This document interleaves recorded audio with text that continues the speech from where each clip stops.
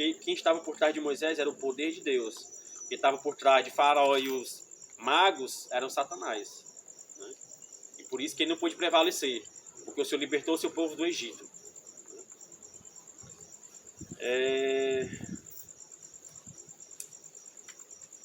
Falando ainda da questão dos... os anjos são incorpóreos. Eles não incorporam outros seres, é verdade, só que os demônios a gente já sabe que eles incorporam, quando há legalidade também, né, que os demônios, por exemplo, o demônio pode entrar no corpo de um servo do Senhor? Não, porque quem habita nele é o Espírito Santo. Então ele não tem autoridade ali. Né? Agora uma pessoa do mundo que não serve a Deus, que não está nem aí, ela é uma casa aberta.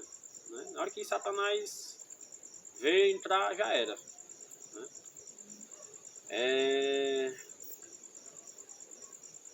Salmo 104, verso 4, Hebreus 1, 4. Eles têm corpos diferentes do nosso. Paulo fala sobre isso, Oséias 12, verso 4, 1 Coríntios 15, 40. Embora possam assumir forma humana para que nós possamos vê-los, em visões celestiais eles aparecem sempre com asas. Isaías 6, verso 2, Apocalipse 4, verso 8. B. Os anjos não se reproduzem. Por isso não são uma raça. Não têm filhos, não fazem, né? Não têm intimidade, etc. Eles foram criados todos de uma vez. Mateus 22, verso 30, Marcos 12, verso 25 e Lucas 20, verso 36. Aqui quando fala que eles não se reproduzem, tem até uma passagem que o Senhor Jesus fala, né? Está conversando, está debatendo com os fariseus, que eles levam até aquela questão. Mestre, houve uma mulher entre nós que casou com um homem e o homem morreu sem deixar descendência, e ele tinha 7 irmãos, né? Era ele mais 6 irmãos, e aí morreu sem deixar descendência. Aí tomou o próximo, né? Porque assim, lá na época do Antigo Testamento, quando um homem ele falecia sem deixar um filho, né, obrigatoriamente o irmão dele, próximo dele em idade, tinha que tomar a esposa do irmão. E o filho que ele tivesse com a mulher seria considerado filho do irmão dele, para que o nome do irmão não fosse apagado. E aí o saduceu chega com essa questão, né, que eles queriam só testar Jesus, dizendo: mestre, teve uma mulher que casou com um homem e ele faleceu, ele tinha 6 irmãos. Aí o próximo tomou, faleceu também sem deixar filho, e assim foram 7. Por último morreu a mulher. Na ressurreição dos mortos, como é que vai ser? Aí Jesus, aí eles perguntam, né, de quem ela vai ser mulher, visto que ela foi mulher de todos? Aí Jesus diz: errais, não conhecendo as escrituras nem o poder de Deus, porque assim como são os anjos, assim serão também vós, que não serão dados em casamento. Né? Ou seja, que não terá sexo. Não será homem e mulher, seremos espírito no céu. Né? Como até mesmo Deus, que né, não tem sexo.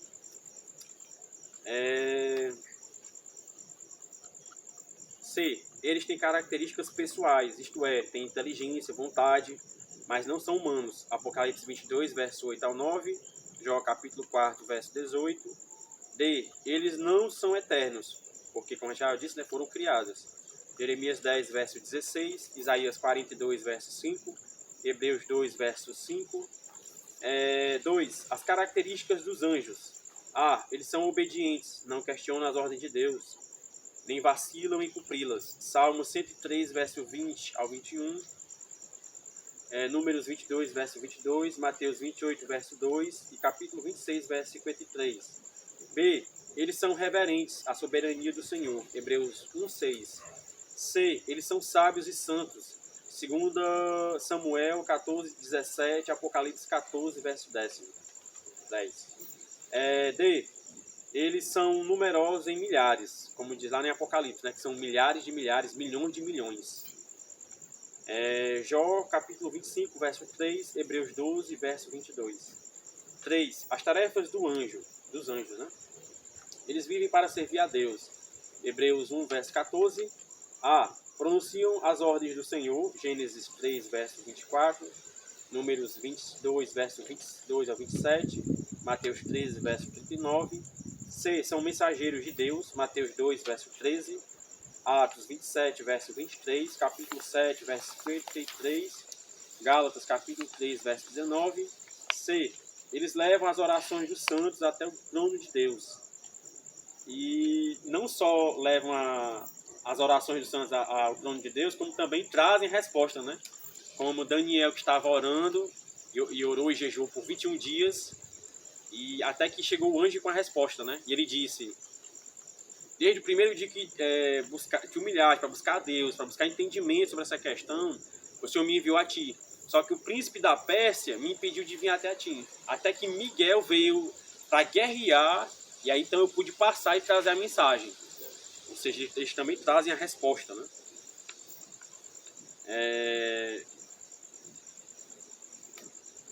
Apocalipse 5, verso 8, capítulo 8, verso 3. D. Eles servem ao povo de Deus. Hebreus 1, verso 13 ao 14, Daniel 6, 22, Atos 5, 19 e 12, 11. E eu me lembro aqui de Pedro, né? Ele estava na prisão e a igreja primitiva estava orando por Pedro, que tinha sido preso, porque os sacerdotes, né, os principais, os saduceus, os fariseus, não queriam que ele pregasse em nome de Jesus. Então ele tinha sido preso, estava ali aprisionado, e, se eu bem me lembro, Herodes estava também tentando matá-lo. E aí a igreja orando em casa e tudo ali, onde estavam reunidos, e o Senhor enviou o seu anjo, e o mesmo Pedro pensava apenas que era um sonho, e disse que era realidade. O anjo foi, disse: Pedro, cinja as tuas sandálias, veste tua roupa e bora. E ali as portas estavam todas abertas, ele passou com o anjo, até que chegaram a um determinado lugar, o anjo deixou ele, porque já estava em segurança. Ele foi para onde a igreja estava em oração. Quando, de repente, ele chega lá onde eles estavam, bate na porta, e vai uma menina atender, e diz: é Pedro, é Pedro. Aí ele diz: não, menina, é o anjo dele, tá vendo que não é Pedro, não sei o quê. Até que ele insiste, eles: não, realmente é Pedro. Aí vão lá, abre a porta, né? Ou seja, de fato, né, ele serve o povo de Deus, para cuidar de nós, segundo querer a vontade de Deus. E eles estiveram presentes no ministério de Jesus. Lucas 1, verso 26 ao 38, Mateus 1, verso 20, capítulo 4, verso 11, João 1, 51, Lucas 22, verso 43, Mateus 28, verso 2 ao 7, Atos, verso 1 ao 11, verso 1, capítulo 1, verso 11, Mateus 16, verso 27 e capítulo 25, verso 31. F. Eles livram e guardam o servo de Deus. Gênesis 19, verso 11, 1 Reis 19, verso 5 e Salmos 34, 7, que diz que os anjos se acampam ao redor daqueles que o temem e os livram, né?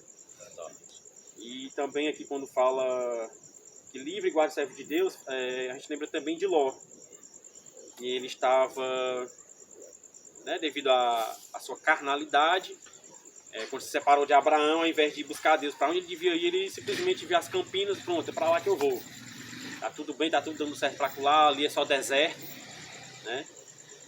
E aí passa por toda a situação e Deus revela o plano a Abraão de destruir Sodoma e Gomorra devido à iniquidade.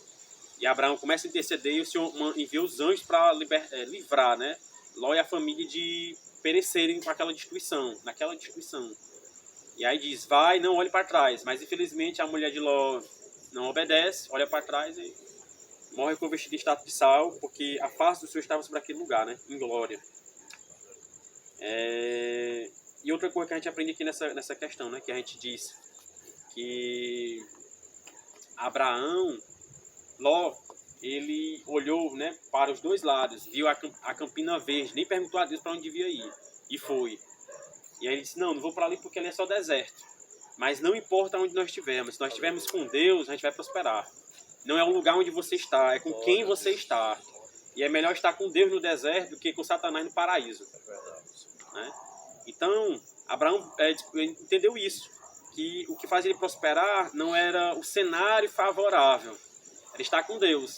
Ele prosperou mesmo no deserto. Né? E ainda hoje a nação de Israel prospera num lugar que é totalmente inóspito, né? Que é o deserto. E é uma nação que tem pouquíssimas reservas de água e vende água. Né? É uma das nações mais prósperas do planeta. E que nem eu estava estudando, eu estava vendo que foi uma das nações que mais sofreu ataques, assim, que buscaram destruí-la por completa e ela continua de pé até hoje. Porque justamente é Deus sustentando aquele povo, né? Teve o Holocausto, teve diversos... A história mesmo, na palavra, nos conta, né? E até os tempos atuais, o Holocausto, diversas situações, a questão do antissemitismo, né? O povo de Sem, né? De onde Abraão descende. E ali, a ira de Satanás buscando destruir a semente da santa, né? Da parte de Deus, com quem Deus firmou a sua aliança. E Sem significa nome, né? E aí, quando a gente fala de nome, a gente lembra o nome de Deus, que é um nome santo. É por isso que se diz Hashem, o nome. Né? E lá em Israel eles não falam Deus, eles não falam Adonai, Yeshua, né? Geralmente eles falam mais o nome, Hashem, devido à reverência do nome do Senhor. E tem até o terceiro mandamento, se eu bem me lembro: não tomarás o nome do Senhor teu Deus em vão. Aí, por conta disso, eles não falam o nome do Senhor em si, eles falam somente Hashem, o nome. E não Adonai, Jeová. G. Eles executam juízo e castigo contra os rebeldes. Atos 12, verso 23, Gênesis 19, verso 12 a 13, 2 Samuel 24, verso 16, Ezequiel 9, verso 1 ao 7, Apocalipse 16. H. Eles levam salvos depois que morrem para o lar celestial, como será também no arrebatamento, que eles virão junto com o Senhor para nos buscar. Lucas 16, 22. Eles voltaram com Cristo, como já disse, na sua vinda.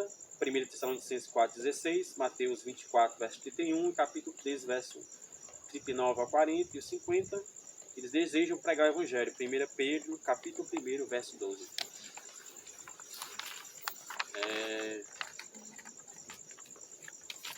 Aí aqui no item 4 diz... a hierarquia dos anjos nos dá a entender que existem líderes e liderados no meio deles. As escrituras os colocam na seguinte ordem: anjo, que eu acredito que é uma classificação assim mais genérica. 2 querubins, provavelmente eles são os guardiões do trono de Deus. Gênesis 3, verso 24, 2 Reis 19, verso 15, Apocalipse 4, verso 6. Os irmãos podem ouvir isso aqui e perguntar, né? Quando diz assim, são os guardiões do trono de Deus. Mas Deus não é todo poderoso, por que ele vai precisar de guardiões? Mas são apenas servos, né? Ele não precisa, mas ele quer, ele gosta, ele ama se relacionar. Ele não precisa, mas ele tem. 3 serafins, eles são responsáveis pelo culto e a santidade, a glorificação ao Deus Todo-Poderoso nos céus. Isaías 6, verso 1 ao 6. E 4 arcanjos, eles assumem um ministério bastante específico, principalmente com o povo de Israel. 1 Tessalonicenses capítulo 6, verso 1 ao 6 e Judas 9, proteger, anunciar e lutar em favor dos filhos de Deus. E aí eu queria falar aqui da palavra, aqui a respeito de anjo, né? Anjo do latim é angelus, que significa um mensageiro, mas no hebraico significa enviado, né? A palavra é malar.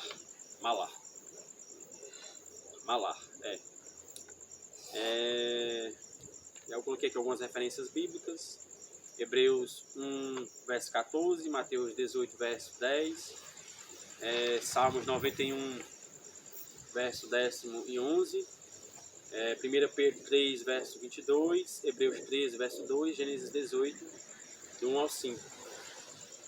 Os anjos também podem se materializar em corpos humanos, né, como no caso de Abraão, que foram 3 anjos ali visitar, né, Abraão, e ele entendeu que um ali, de certa maneira, era o Senhor. E ele disse: sente aqui, aí ele, vou pegar água para o Senhor lavar os pés, pão e grão tostado, isso e aquilo, para se alimentar, e depois os senhores passam de mim. Aí é quando ele fala que vai dar o filho a Abraão e Sara, e aí depois que eles saem, que Abraão vai se despedir deles no limite da terra, o Senhor revela o plano de destruição de Sodoma e Gomorra. E aí, enquanto Abraão está intercedendo, o Senhor envia os 2 anjos para ir lá livrar Ló e a família, né? Então, Malar vem da raiz hebraica Lelehachet, acho que é assim, que significa ir. enviado com objetivo, uma tarefa específica, né, que significa malar. Aqui com relação a querubins, vem do hebraico queruv, né? E quando fala querubim, já está no plural. Quando é no hebraico, aqui quando diz querubim, já está no plural, né?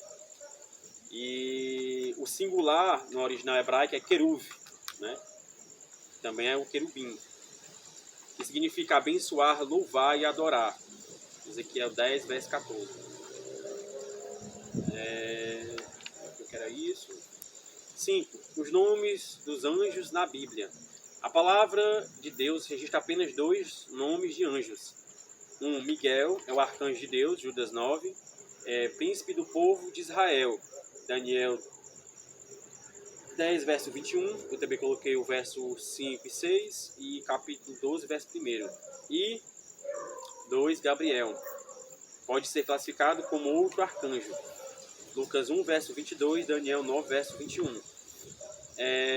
Miguel significa quem é como Deus, né?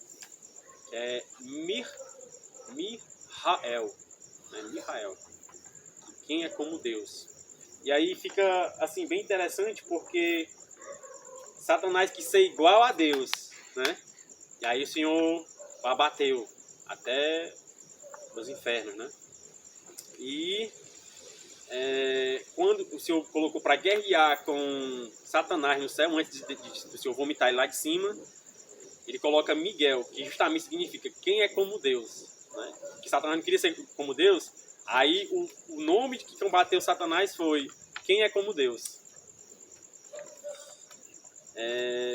Observação. Alguns livros apócrifos que não têm respaldo bíblico, que são livros também chamados espúrios, né, que não condizem com a vontade de Deus para as nossas vidas, trazem outros nomes de anjos. Esses nomes não são aceitos, esses nomes não aceitamos por não estarem no cânon da Bíblia Sagrada. São eles Uriel, Rafael, Raquel, Zariel e Ramiel. Livro de Enoque, capítulo 20, verso 1 ao 7, e Tobias, capítulo 12, verso 15. São justamente livros que são espúrios, que não têm o respaldo bíblico, ainda que eles possam estar na Bíblia Católica, né? Como, por exemplo, eu não me lembro agora qual é o livro, eu não sei se é esse Tobias, se é outro, ou se é algum outro livro apócrifo, tem um livro apócrifo que diz que a mulher, para entrar no reino do céu, precisa se tornar um homem. Sério? Né? Por aí você percebe que é uma doutrina legitimamente errada. Agora, quando é uma coisa sutil, né? É por isso que a gente precisa estar assim, vivo, atento, buscando mesmo o discernimento do Senhor, porque senão... 2. Os anjos maus, que são, no caso, os demônios. Como aprendemos, sabemos que Deus criou todos os anjos perfeitos e santos. Todos foram feitos pelo Criador eterno. Porém, aconteceu uma grande rebelião liderada por um anjo denominado Lúcifer. Isaías 14, verso 12. E cheio de egoísmo e ambição, tentou liderar os anjos do céu contra o Senhor. O resultado desse incidente foi a sua queda do céu, juntamente com os anjos que lhe seguiram, que são os demônios. Isaías 14, verso 12 ao 15, Ezequiel 28, verso 3 ao 17, Apocalipse 12, verso 7 ao 9, né? E Lucas 10, verso 18. Eu também me lembro aqui de uma espírita, né? Uma vez ela perguntou para mim assim, que eu trabalhava na defensoria, estagiava, né? E ela perguntou assim para mim, por que foi que Satanás traiu Deus, né? Tipo assim, a pergunta, não me recordo exatamente como foi, mas foi nesse sentido. Aí eu disse, o livre-arbítrio, né? Assim como o Senhor nos deu o livre-arbítrio, deu também a eles. E com o livre-arbítrio deles, ele decidiu se opor a Deus, né? E porque Deus poderia fazer assim, de uma tal maneira que não, né? Mas ele deu livre-arbítrio ao homem e aos anjos também, né? E lá no livro de Ezequiel, agora não me recordo a passagem exatamente, não me lembro do capítulo, quando fala, eu sei que quando fala a profecia contra o rei de Tiro, né? Aí tem um determinado momento que o profeta, o Senhor começa a comparar o rei de Tiro com Satanás. Aí dá a entender que havia uma espécie de comércio no céu. E ele se corrompeu desse comércio, né? Deixou entrar no coração a tal ponto de querer ser maior que Deus, né? ou igual a Deus, e sentar-se acima das estrelas. Mas o Senhor abateu lá de cima. É por isso que diz lá no Salmo 46, e ele levantou a sua voz e a terra se derreteu. Ou seja, a terra não era em forma e vazia, porque tudo que Deus faz é perfeito. Só que quando Deus vomitou Satanás lá de cima com uma terça parte dos anjos, aí ela ficou em forma e vazia, porque foi derretida, né? E aí o Senhor vem e reconstrói, remodela. É tanto que tem até uma passagem, não sei se no livro de Isaías, que diz que a terra não foi feita sem forma e vazia. Diz que ela foi feita plena. Eu não me recordo agora qual é a passagem, mas em outra oportunidade eu vou ver se eu trago e a gente analisa ponto a ponto.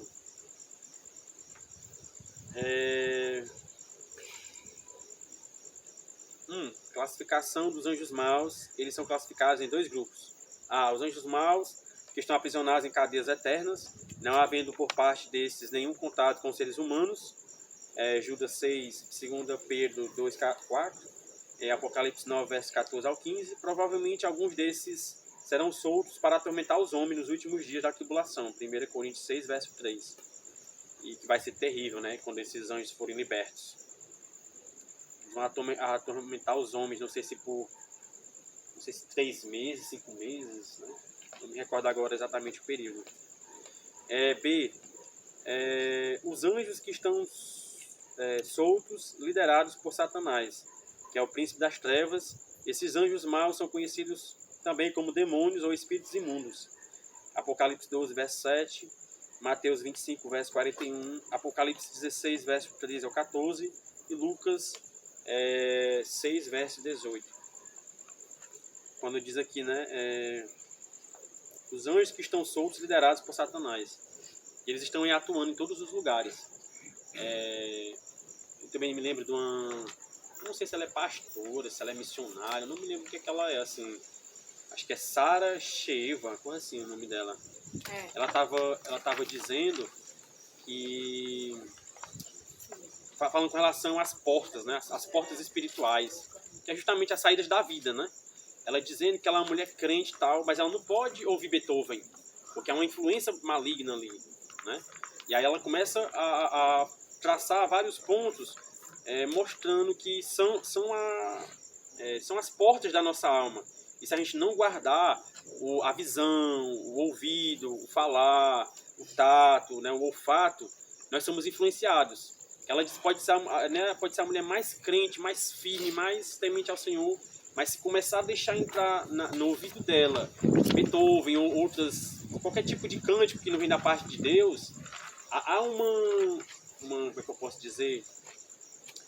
Há uma ideia negativa sendo transmitida ali, né? Algo que não vem de Deus. Então a sua alma está sendo alimentada com aquilo, a tal ponto de você ser enfraquecido, né? A questão também, porque é que muitas vezes filhos, né, pequenos, adolescentes, ou até jovens, vão dormir à noite, ficam com medo, ficam traumatizados depois que assistiram um desenho, um filme, porque existem mensagens subliminares ali, né? A grande maioria dos filmes, dos desenhos, talvez 99,9%, foi feito por pessoas que são envolvidas com as trevas, né? E elas transmitem aquilo ali. Que nem Naruto. Naruto é um desenho extremamente perverso. Extremamente. Porque, ó, o ator principal é uma criança que quando ele nasce, o pai e a mãe precisam defender, tipo, a cidade, né? Porque ela chama de aldeia. Aí o pai pega para poder proteger a cidade, a aldeia, aprisiona um demônio que ele estava guerreando dentro do filho dele. O filho dele tira a força do demônio, que era uma raposa de 9 caudas. Isso só o resumo para a gente ter uma noção. Tem outro lá que chama o clã Uchiha, que eles têm tipo 3 vírgulas no olho, né, na lente do olho. Aí você bota vírgula, você não percebe nada, mas que forma uma vírgula? Parece um 6, né? A vírgula, parece um 6. Então, 3 vezes dá o número da besta, né? E esse clã Uchiha, ele ensina que a pessoa, para se tornar forte, tem que matar a família inteira. Tá entendendo? Que para ser forte, precisa matar a família inteira. É tanto que lá no filme, os sobreviventes desse clã são apenas 2 irmãos, porque o irmão mais velho matou a família inteira. né? E quando eu digo a família, era o clã inteiro, várias pessoas, não foi só 4, 5, não, um monte, né? Então, isso é só um resumo. Tem muitas coisas, né? Muitas coisas. Se você for analisar, Superman, o Máscara ali é representando uma entidade da perversão, né? E por aí vai. Da mesma maneira, é música, qualquer coisa. Não é cristão, tem uma influência pagã por trás. Se às vezes tem certas músicas, né? Certos louvores, entre aspas, que se dizem cristãos e não são, se dizem, né? Tem até um certo louvor que diz assim, essa força que vem de dentro de você. Falando como se a força viesse do homem, não de Deus, né? E outras coisas que a gente vai observando, assim, que é bem... Tem, assim, né? O respaldo bíblico, genuíno, né? Observação. Esses demônios são, na verdade, anjos das trevas. Não são espíritos de seres humanos que já morreram. A palavra de Deus é bem clara sobre isso. Esses espíritos que falam no centro de Macumba, na mesa branca do espiritismo, são também demônios e anjos maus da parte do diabo, falando no corpo de um ser humano, imitando até a voz das pessoas que já morreram. E aqui a gente pode destacar até mesmo ali Saul, né? Ele não obedecia ao Senhor, buscou de todas as maneiras a Deus, e Deus não respondia devido à desobediência dele e não se arrepender. E aí ele foi buscar uma Amendoim, que era uma espécie de espírita, né? Que ela consultava os mortos. E ali Saul vai disfarçado, consulta lá, aí eu quero falar com Samuel, aí né, ela faz lá um ritual, e aí ela diz que viu um homem que parecia, né? Ela dá as características. Aí Saul deduz que seja Samuel, né? Que era assim, é um senhor idoso, tal, fala desse jeito, tal, é Samuel. Aí diz, né? Mas assim, quando Deus quer, Deus usa até o diabo. E aí ali aquele espírito fala a verdade através daquela mulher. Que ele iria para a guerra, que ele seria morto, os filhos deles também, né? Seria destruído. E realmente se cumpre, né? Mas porque ali foi o Senhor que usou. Porque quando Deus quer, né? Que nem Satanás.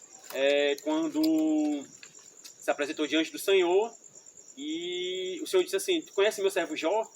Homem reto, temente, íntegro, que me teme. Aí Satanás diz o quê? Claro, ele te obedece, porque tu dá tudo a ele. Ele disse que Jó adorava a Deus somente porque Deus dava as coisas a Jó. Tira tudo para ver se ele não te blasfema na hora. Aí Deus permitiu que ele tirasse tudo. Matou 10 filhos, levou camelo, levou ovelha, destruiu tudo. Só ficou, acho que a casa para Jó e a mulher morarem.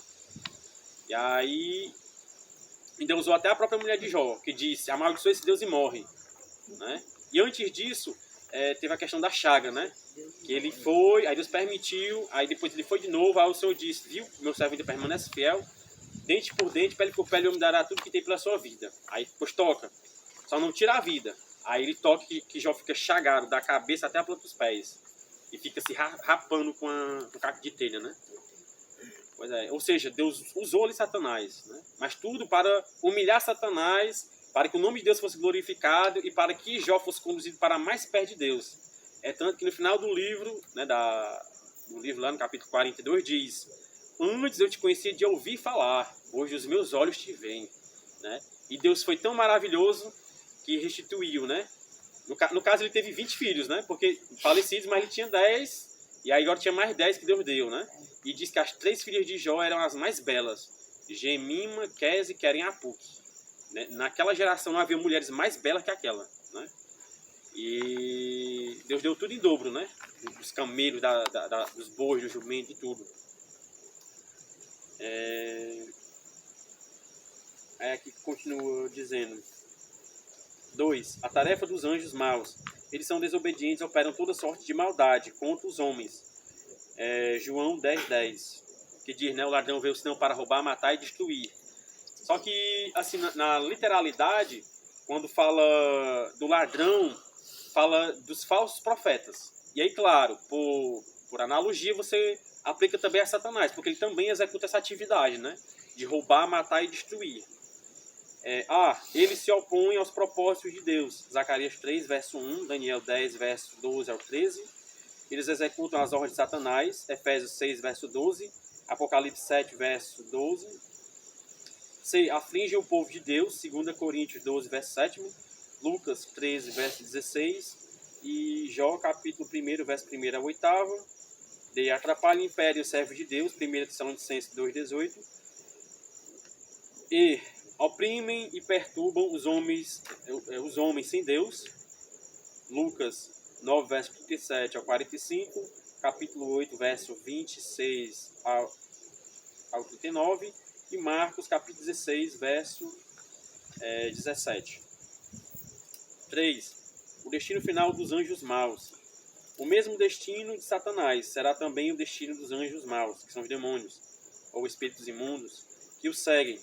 Pois Jesus diz que o príncipe deste mundo já está condenado, isto é, já foi julgado. João 16, 11, Hebreus 2, verso 14 e ao 16, Lucas 10, verso 18.